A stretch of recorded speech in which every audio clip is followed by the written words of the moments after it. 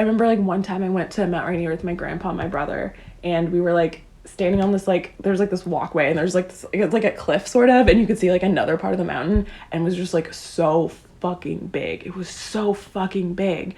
And then I could see the sky around it, and then I was like, oh, like that mountain is touching the sky. Like that mountain is like bearing the weight of the sky. Like the mountain is so much bigger than me, like so big. Not even big, but also like old. Like it has existed for so long.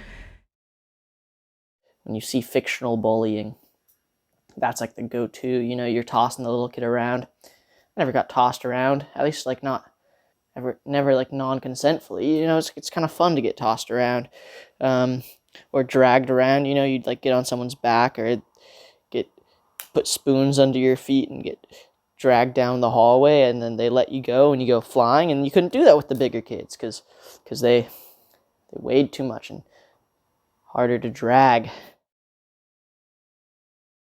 I was once at the bottom of a hill, and I looked up at the top of it, and it was wooded at the top, and there was maybe 24 wild hares.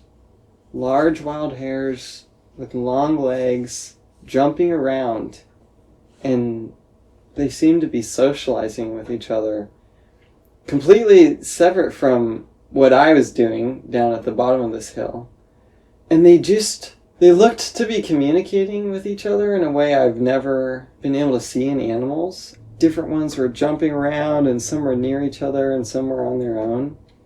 And they just had a whole world unto themselves that I was separate from, and okay with being separate from.